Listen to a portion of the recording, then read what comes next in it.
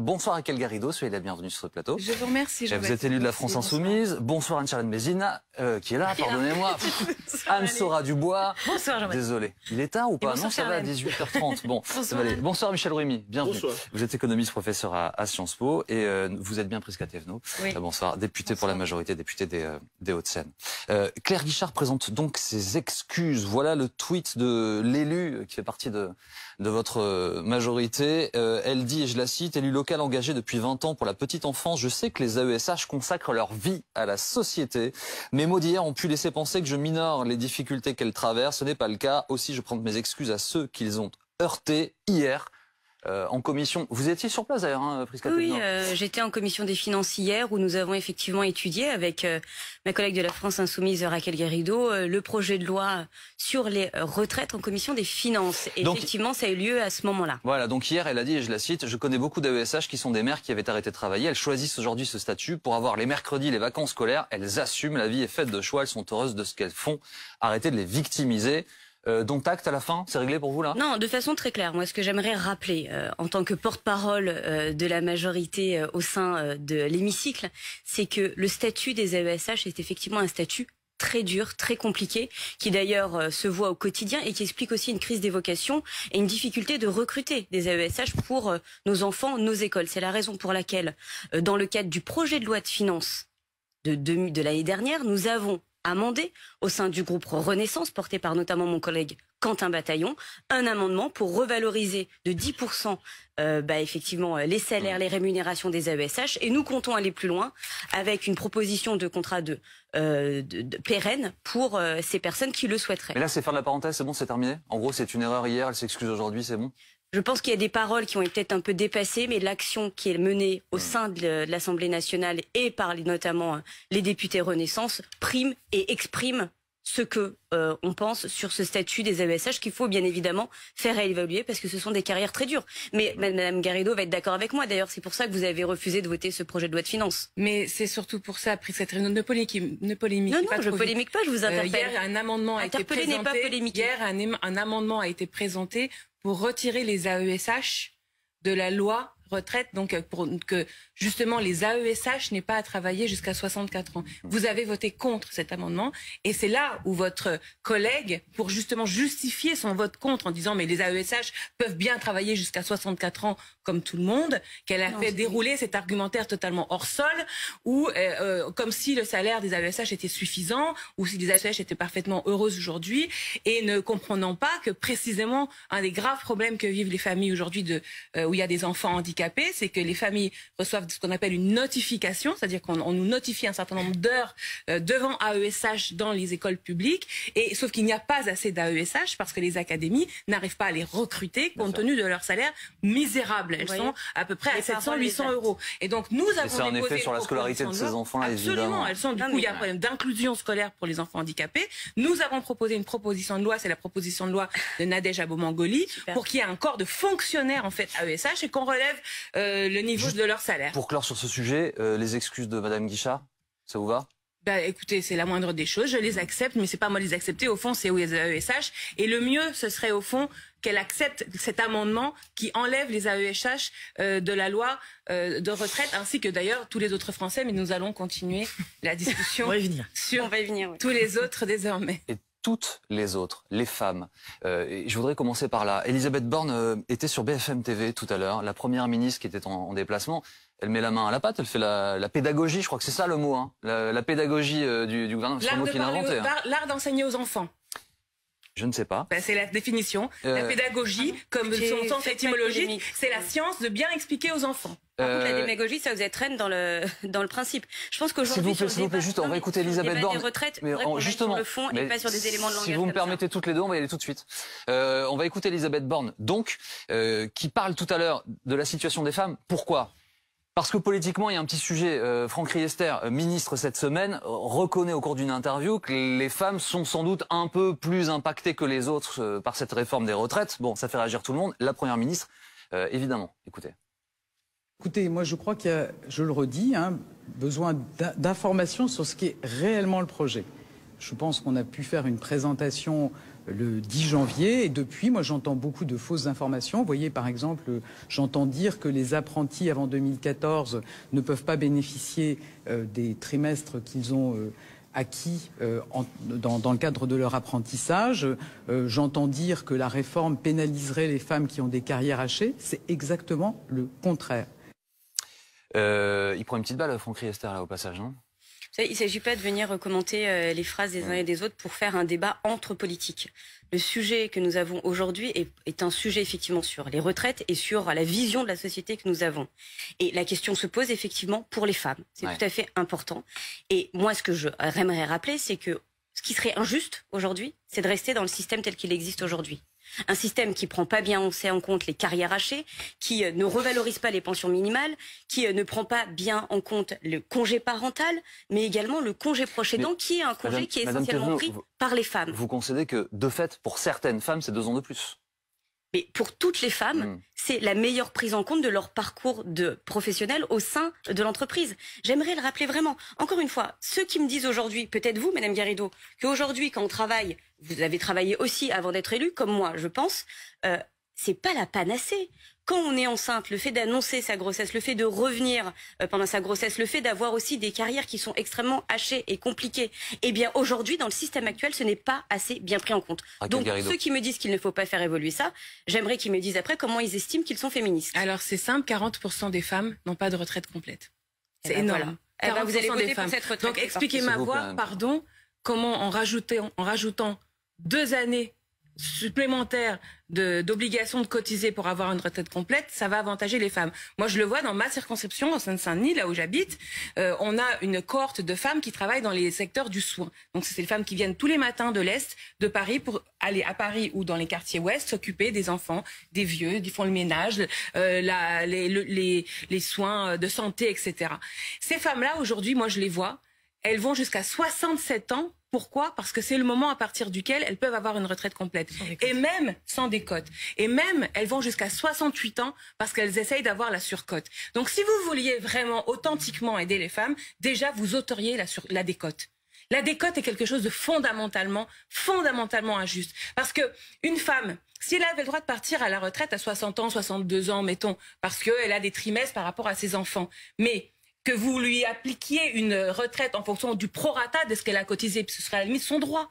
Mais aujourd'hui, ça n'est pas un droit, parce que vous appliquez une décote qui est tellement pénalisante. Vous faites une grimace, vous savez pas ce que c'est la décote ? Non, je comprenais pas votre mot, mais vous avez fini par arriver à le dire. Vous êtes en train de vous moquer de la situation dont je vous témoigne là ?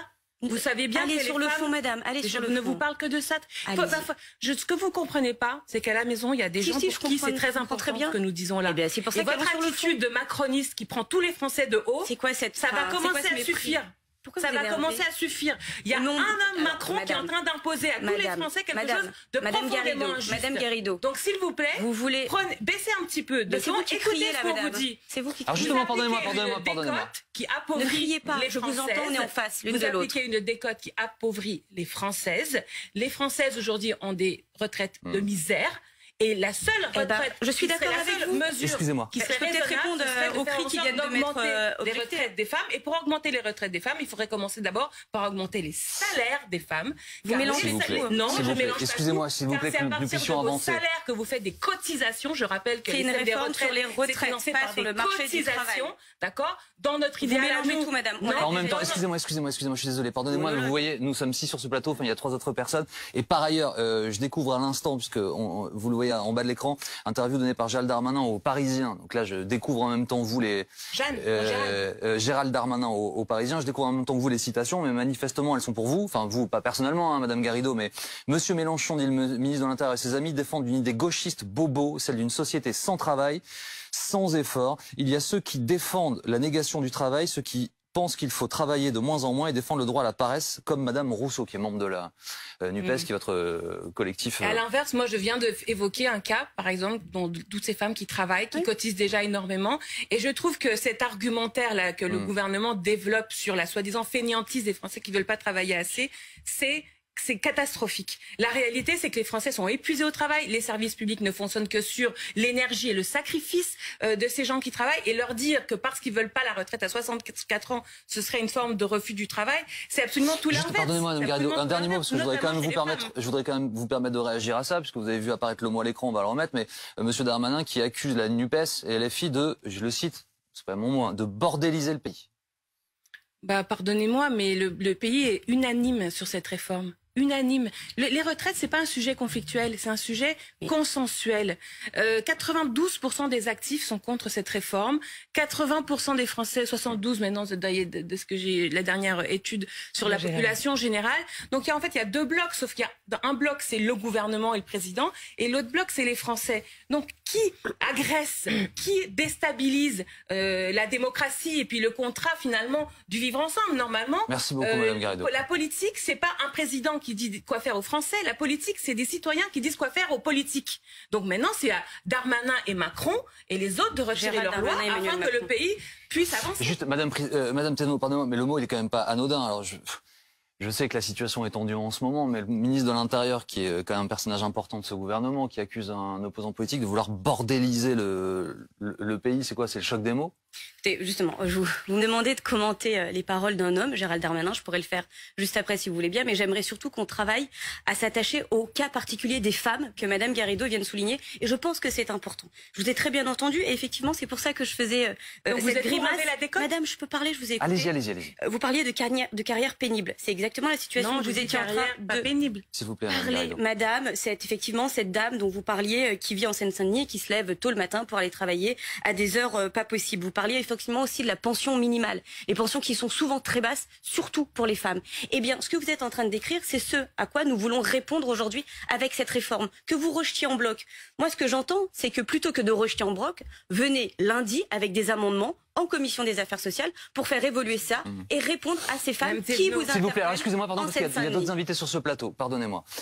Anne, je vous soumets également cette phrase, parce qu'on la découvre donc à l'instant, interview aux Parisiens, qui dans le contexte est quand même pas anodine, enfin, c'est pour ça qu'on s'arrête dessus tout de même. Il y a manifestement sur le fond des désaccords, et Dieu merci, chacun défend ses points de vue, tant mieux. C'est tendu, il n'y a pas besoin enfin, c'est clair pour tout le monde. Non, c'est pas ce que je dis. Je dis qu'en fait, il fait le choix, le ministre de l'Intérieur, d'y aller franchement, quoi. Oui, et on comprend que dans la communication gouvernementale en ce moment, il y a de la recherche de ce qui pourrait fonctionner, parce que il y a plusieurs arguments qui ont été donnés par plusieurs membres de l'exécutif qui n'ont pas tellement pris, en réalité, qui n'ont pas pris du tout. Dire que la réforme est juste. Les instituts de sondage nous disent que les Français n'ont pas entendu cet élément. Dire que c'est une réforme qui est sociale, ça ne passe pas non plus.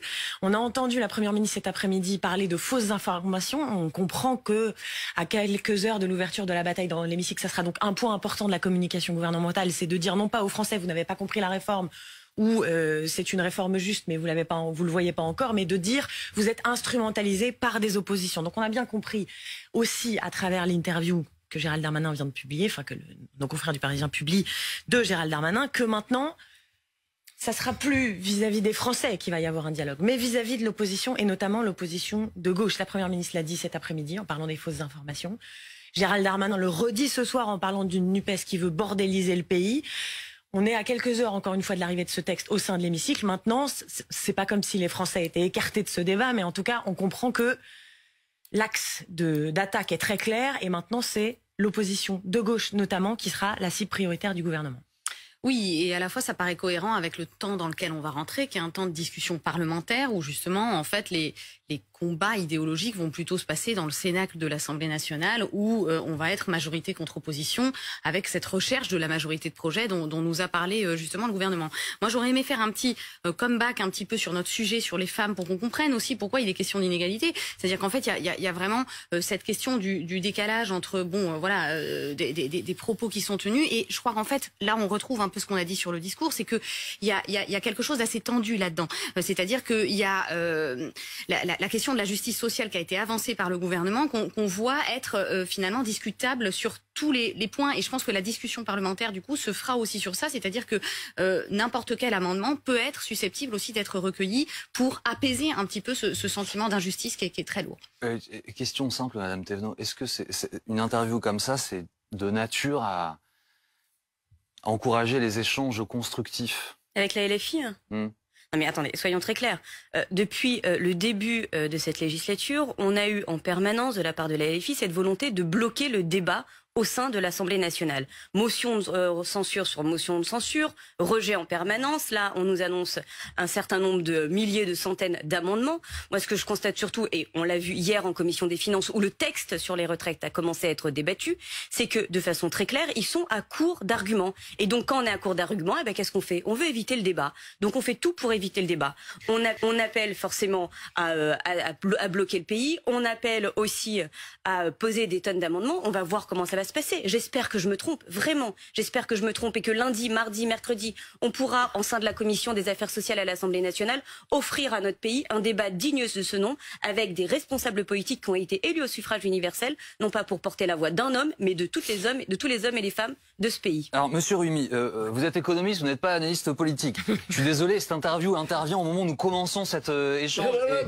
Il me semblait quand même essentiel de vous soumettre ces mots, parce qu'ils sont très très forts, et dans le contexte que nous décrivons depuis tout à l'heure. Mais est-ce qu'ils ne disent pas aussi la difficulté de mener à bien une réforme qui, alors là, je le dis avec beaucoup de précaution, mais j'ai la chance de recevoir beaucoup d'économistes et de tous bords, n'a pas d'évidence économique? En fait, ce qu'il faut bien voir, c'est que dans cette réforme, il y a un problème, c'est pas le problème des dépenses, c'est le problème du financement. C'est la première des choses à bien comprendre là-dessus. D'autre part, si on s'appuie sur le rapport du corps, en 2020-2021, on a eu des excédents. Le problème se posera parce que d'ici 10 à 15 ans, on aura un déficit. La question qui va se poser, à mon sens, c'est est-ce qu'on laisse couler et on fait le dos rond, ou est-ce qu'on doit le combler? La réponse est en suspens et c'est, on va dire, aux politiques d'y répondre. Après, qu'est-ce qui se passe? C'est que, à mon sens, sur l'option choisie par le gouvernement de prolonger la période active est une option. Il y a d'autres possibilités, d'autres alternatives, qui fait que, notamment, on peut augmenter par la part de l'État dans le financement ou augmenter éventuellement certains prélèvements sociaux sur, par exemple, l'épargne salariale, etc. Donc, l'idée, moi, à mon sens, c'est que la réforme est nécessaire parce que, dans un certain moment, il y a un problème de financement. Après, c'est la méthode utilisée qui peut porter à débat. Et je reviens un instant sur ces mots du ministre de l'Intérieur, parce que je m'interroge sur le calendrier, Anne-Sora Dubois. Monsieur Darmanin est un homme important du gouvernement. Il a parfois une liberté de ton, une liberté d'action. Mais j'ai un doute dans le contexte, en fait. Est-ce que les mots durs de la Première ministre tout à l'heure, qui recadrent un peu tout le monde, derrière l'interview qui sort, on n'est pas dans une forme d'opération pour durcir un peu le jeu, là? Mais si, ça a l'air tout à fait logique et c'est tout à fait pertinent, absolument. C'est qu'on est à 2 jours de l'arrivée du texte au sein de l'hémicycle. Ça dit aussi une forme de renoncement, d'une certaine façon, que de se centraliser sur l'opposition comme ça. Parce que ça dit aussi, et d'ailleurs on a je ne sais combien de sources au sein de la majorité qui nous le disaient cette semaine, mais qui nous disaient la bataille de l'opinion, elle est perdue. On l'a perdue, c'est fini. À part les 64 ans, ça passera pas. On est à 72% des Français qui sont opposés. C'est un sondage là pour BFM TV, donc on livre comme ça, c'est plus 13% en 2 semaines.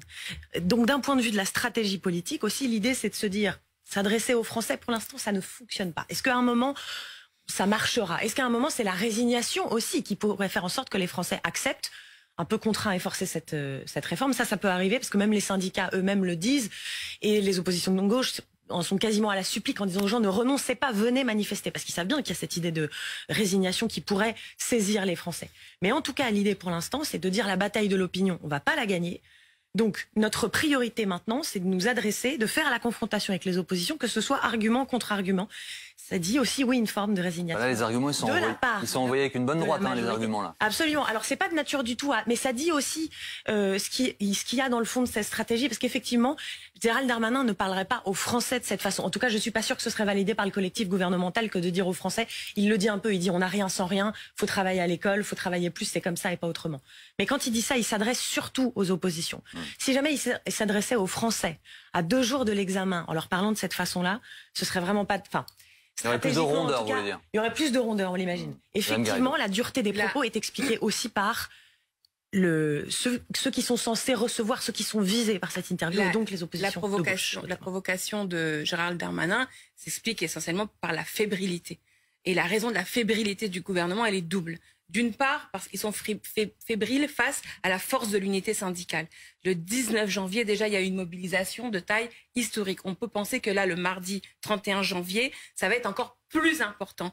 Tous les warnings, tout ce qui remonte du terrain, c'est que la grève va être absolument massive. Donc, ils sont absolument fébriles par rapport à cette unité syndicale. Ils n'ont pas d'interlocuteurs syndicaux qui acceptent de trahir les travailleurs. Vous êtes sûr qu'ils disent pas tout simplement aux oppositions de gauche, vous pouvez gesticuler tant que vous voulez, on ne lâchera pas? Oui, mais sauf que c'est pas les oppositions. Pas de la fébrilité, Anne-Sora Dubois, le gouvernement peut gesticuler tout ce qu'il veut, mais c'est quand même pas la NUPES qui a appelé à la grève le 31 janvier, ce sont les syndicats. Non, mais donc il y a normalement dans une démocratie qui fonctionne un certain rapport avec les organisations intermédiaires, avec le monde syndical, avec la démocratie sociale. Le gouvernement ne veut pas accepter comme interlocuteur le monde syndical, donc il génère un conflit avec nous, la NUPES. Et il est fébrile parce que la NUPES, pour le coup, mène un travail parlementaire qui est efficace. On a siégé pendant 10 heures déjà hier à l'Assemblée nationale en commission des finances. Et pour prendre un exemple que vous traitiez qui est très intéressant, nous avons proposé par exemple un certain nombre de cotisations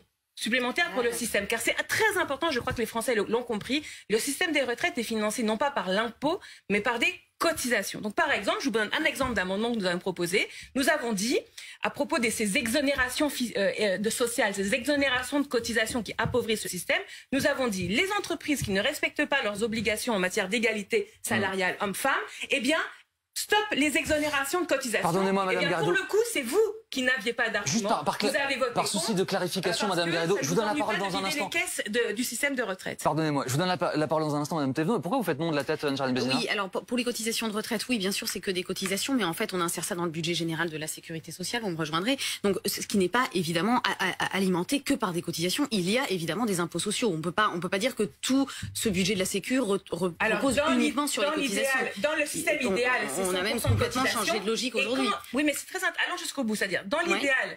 Dans l'idéal que nous défendons, le système est financé entièrement par des cotisations, mais comme vous avez, pardonnez-moi, des exonérations de cotisations qui appauvrissent le système, exonérations qui sont voulues par le gouvernement Macron et les gouvernements antérieurs, ils ont appauvri le système et du coup ils compensent par l'impôt ces trous du système. Et merci, donc c'est à Madame cause d'eux qu'il y a des impôts supplémentaires pour venir financer le système de cotisation. Et en réalité, si vous avez plus de travailleurs, vous augmentez les salaires, vous indexez les salaires sur l'inflation pour prendre ces trois mesures-là, eh bien vous faites monter le nombre de cotisations et c'est comme ça qu'on garantit un système équilibré. On l'a dit hier, on l'a redit hier, le sujet que nous avons effectivement, c'est un profond désaccord, une profonde différence de vision de la société. Vous voulez passer votre temps en permanence à taper sur les entreprises, sur les patrons. Déjà, les cotisations sont payées par les salariés. Oui, mais s'il vous plaît, Madame. Allez-y. Répondre à l'argument que je viens d'énoncer. Laissez-moi parler, ça va bien le faire. Laissez-moi parler. Calmez-vous. Laissez-moi parler. Allez-y, s'il vous plaît, Madame Garrido. D'accord avec cette idée que les entreprises qui ne respectent pas leurs obligations. Mais ce serait bien, puisque vous. Madame Garrido, s'il vous plaît, laissez-moi, s'il vous plaît, mener ce débat. Madame Thévenot vous répond. Vous voulez qu'il y ait un débat? Répondez. S'il vous plaît. C'est un monologue, madame. Allez-y, Madame Thévenot. Alors, déjà, j'aimerais juste rappeler, effectivement, comme ça a été justement dit avant, c'est que les entreprises et le capital participent déjà au financement de notre système de retraite. Il y a ces 3 S, il y a effectivement le forfait social, il y a aussi l'imposition sur la distribution d'actions gratuites, il y a l'impôt sur les salaires qui en fait porte mal son nom, c'est l'impôt sur les sociétés, ça participe déjà. Maintenant, ce que j'entends, c'est effectivement votre proposition, je l'entends, c'est augmenter les cotisations, soit patronales, soit salariales, soit les deux. Mais moi, ce que j'aimerais surtout rappeler, c'est quelles sont les conséquences de ces actions. Et sur ça, peut-être entendre votre réponse. Si on augmente les cotisations patronales, vous savez très bien qu'au final, ça va peser sur la capacité d'employabilité des entreprises. Et donc, on va finir par détruire de l'emploi. Et ça sera plus la question de comment augmenter les salaires, mais comment en trouver. Ensuite, vous pourrez me dire, mais non, c'est les cotisations salariales. De l'emploi, madame, je viens de le dire. Sinon, vous pouvez me dire aussi, on augmente les cotisations salariales. Madame, en pleine crise de l'inflation, je finis. En pleine crise de l'inflation, vous voulez enlever du pouvoir d'achat aux salariés. Ça n'a pas de sens. Alors juste, pardonnez-moi, avant que vous répondiez, excusez-moi, avant que vous répondiez, je voudrais quand même avoir l'avis de l'économie sur le plateau. Monsieur Rumi, c'est cohérent ce que vous venez d'entendre? Oui, tout à fait, mais je voulais préciser sur mon discours, je parlais de l'épargne salariale et non pas les cotisations sur l'épargne salariale et non pas sur les salaires. C'est vrai que les entreprises, d'abord, il faut bien remonter les salaires, mais le grand problème, c'est où trouve le problème ça pose des problèmes après pour les entreprises à trouver où trouver l'argent, ça développe un chiffre d'affaires, etc. Donc c'est pas augmenter les salaires pose un problème pour les petites entreprises. J'attire votre attention qu'aujourd'hui, il y a 3,9 millions d'entreprises qui ont entre 9 et 10 salariés. C'est pas ceux qui sont au CAC 40. Donc, ce qu'il faut bien voir, c'est qu'on voit toujours les grandes entreprises, mais moi, je cherche les petites PME et les ETI et les petites entreprises qui, elles, n'ont pas les moyens suffisants. Mais qui se font aussi avoir au demeurant par ce système, puisque la façon qu'ont les petites entreprises de contribuer est bien plus forte par rapport à leurs revenus que les très gros. Aujourd'hui, ce pays est un paradis fiscal pour les 380 familles les plus riches. C'est pas moi qui le dis, c'est l'économiste Gabriel Zucman. Et de toute façon, en toute hypothèse, à chaque fois qu'on fait des propositions concrètes, par exemple, d'aller chercher justement l'argent de cette petite niche ultra riche qui vit dans un paradis fiscal, ils sont pas d'accord. Mais oui. Je la propose. Vous n'y avez pas répondu. Je note que vous n'avez pas on y a répondu en commission. On y a répondu en commission. Non, mais pourquoi c'est disponible en ligne sur le site de l'Assemblée nationale. Est-ce que vous avez répondu hier? Je vais le mettre en ligne tout à l'heure si vous voulez. Pourquoi est-ce que pour les entreprises qui ne respectent pas leurs obligations en matière d'égalité salariale, c'est quand même pas rien. L'égalité salariale, ça vous intéresse en principe. Les entreprises qui ne respectent pas leurs obligations en matière d'égalité salariale, pourquoi n'acceptez-vous pas, comme vous changez de débat? On parle des retraites. Excusez-moi, je suis désolé, je vous interromps toutes les deux, mais Madame Garrido, s'il vous plaît. J'observe simplement que ce qui est un exemple, je suis en train de parler, Madame Garrido, pardonnez-moi. J'observe simplement que ce qui se passe sur le plateau, si c'est ce qui préfigure ce qui va arriver à l'Assemblée nationale, dans l'hémicycle à partir. Oui, non, mais si tout le monde s'écoute, ce sera formidable. Oui, si personne ne s'écoute, c'est valable pour tout le monde. Ce sera très compliqué. Ce n'est pas une attaque à votre encontre, c'est une réflexion pour tout le monde. J'ai l'impression qu'à l'Assemblée nationale, on ne sait pas faire des propositions. Pardon. Non, c'est pas ce que je vous dis. C'est pas du tout ce que je viens de dire, Madame Garrido. Que les gens qui écoutent puissent entendre les prises de parole des Voilà, uns et des autres. c'est exactement ce que je dis. Oui, mais attendez, pardon, mais il y a quelque chose d'antidémocratique au fait d'avoir des députés qui font des amendements, qui proposent des argumentaires, et que le gouvernement les balaie d'un revers de la main et ne souhaite pas y répondre. Donc il y a aussi un problème, si vous voulez, c'est qu'ils passent leur temps à dire que l'opposition fait soi-disant de l'obstruction ou quoi, et ils ne veulent pas. Et c'est eux qui font 49 voix. Est-ce que vous vous rendez compte que ça fait à peu près 10 fois que je vous demande le plus poliment du monde de bien vouloir laisser la parole aux autres aussi, s'il vous plaît, pour que tout le monde puisse s'exprimer autour de cette table. Et justement, essayer d'avancer sur ce chemin-là. On espère que tout se passera le mieux en commission. Je rappelle à nos téléspectateurs qui sont peut-être pas au courant, mais c'est important parce que ça nous concerne toutes et tous, qu'il y a la commission des finances qui a un avis consultatif. Donc là, ce chemin est parcouru, qu'à partir de lundi, donc j'ai dire demain, mais non, c'est lundi, c'est la commission des affaires sociales. Donc là, on va pouvoir amender, adopter des amendements, les repousser, etc., etc. Et ensuite, l'ensemble de l'Assemblée nationale va se saisir du sujet. Donc à partir du 6, avec des échanges, là, des questions, enfin comme on connaît cette question de la constitutionnalité du texte. Et sur toutes ces questions-là. Alors justement, merci, j'allais y venir. Est-ce que cette tension qu'on observe, les mots du ministre de l'Intérieur, Anne-Charlène Bézina, qui sont, enfin c'est pas rien, dire qu'un parti d'opposition veut bordéliser le pays, c'est quand même pas neutre. Est-ce que ça traduit pas un peu ce qui va se passer? J'entends, à la fin, si ça n'avance pas, on fera un 49.3 et hop, on passera ce texte. Alors ça, pour parler constitutionnel, on est déjà dans un projet de loi de financement de la sécurité sociale rectificative, donc on est dans un 47.1, c'est-à-dire un temps très restreint, à peine 20 jours ou 22 ou 23 pour l'Assemblée nationale maximum. Oui, évidemment, tout cela va dépendre de l'attitude de la majorité et de l'attitude de l'opposition, c'est-à-dire que on a très peu de temps de débat, on est obligé d'aller très vite aux alliances, on a des amendements qu'on va être obligé de filtrer très vite parce qu'on a un objet très restreint à cette discussion, donc on n'est pas à l'abri que la majorité dise à la fin, en effet, le temps est restreint, on va être obligé d'en arriver à un 49.3. Encore une fois, ce discours, moi je suis pas sûre que ce soit un discours qui va vraiment nous dire quelque chose par rapport à ce qui va se passer dans le Cénacle parlementaire. Pourquoi? Parce que déjà il y a une confusion, c'est-à-dire qu'on s'adresse aux oppositions parlementaires, mais finalement pour leur parler du problème de l'opposition au texte, qui est une opposition populaire, syndicale, etc. Donc il y a plus une espèce de grogne qui monte dans la majorité par rapport à la non-acceptabilité de ce projet, qui me paraît un petit peu confuse par rapport à l'acteur auquel on s'adresse. Mais je crois pas que ça préfigure le débat au sein de l'Assemblée nationale. Moi, je crois précisément que de toute façon, il faut trouver des alliances. Il faut essayer aussi d'arriver à ce que ce projet soit acceptable au sein de l'Assemblée. Donc, oui, des amendements pourront être reçus. J'ajoute quand même qu'on oublie de dire que le projet de loi de financement de la sécurité sociale, c'est pas uniquement un temps restreint, c'est un objet très restreint. Et donc, ce qu'on a dit, par exemple, sur l'employabilité des seniors, ce qu'on a dit aussi tout à l'heure sur la carrière des femmes, etc., c'est pas forcément des choses qui pourront figurer dans le projet ou qui, en tout cas, encourent un très grand risque de censure de la part du Conseil constitutionnel. Donc, on devra rester dans des équilibres très restreints sur le plan financier de la sécurité sociale. Ce risque-là, il est intégré du côté de la majorité, Madame Thévenot? Oui, on intègre effectivement ce risque. L'enjeu que nous avons, c'est d'être en capacité de mettre tous les sujets sur la table. Bien évidemment, qui reste collé au texte. C'est pour ça que je dis que nous devons rester collés à l'objet du texte. Mais ça ne veut pas dire qu'on mettra des choses sous le tapis. Il y a déjà l'index senior qui est quand même un petit peu le Conseil d'État, vous l'avez dit. Pourquoi nous nous servons aussi de ce véhicule législatif? C'est parce que cette réforme, nous voulons qu'elle puisse être mise en place dès le mois de septembre. Et vous savez très bien qu'il y a effectivement ce pack prévention d'1 milliard d'euros qui doit venir tout de suite être rectifié sur le budget que nous venons de voter l'année dernière. Donc encore une fois, il ne s'agit pas de faire un coup de Trafalgar. Cette réforme, elle est connue, elle est su. Maintenant, nous devons aussi être en responsabilité et mettre tout en œuvre d'un point de vue législatif pour que ce soit efficace et opérationnel. 30 secondes pour terminer, s'il vous plaît. Les 47.1 est prévu parce qu'il y a une logique à contraindre le temps pour adopter des textes financiers dans un exercice fiscal et social. Donc, par exemple, si vous voulez faire une dépense le 1er janvier, il faut que vous l'ayez voté avant le 31 décembre. Ça, c'est logique, on peut comprendre, donc temps contraint. Sauf que ce texte-ci n'est pas un texte sur l'exercice 2023. C'est un texte sur les équilibres du système des retraites à terme et à très long terme. On parle d'une envergure d'à peu près 18 milliards d'euros en tout qui est en jeu. Et la part qui est en jeu sur cet exercice, en vérité, de 2023, est extrêmement marginale. Donc, en vérité, ce n'est pas un vrai texte budgétaire de l'exercice. C'est donc une procédure inconstitutionnelle qui est utilisée, l'article 47.1, pour essayer de bâillonner le Parlement. Et moi, je vous le dis, le Conseil constitutionnel ne peut pas valider cette procédure parce qu'il y a un contournement de démocratie. Merci beaucoup. Ce fut vivant, ce débat. Merci d'avoir été avec nous en direct sur BFM TV.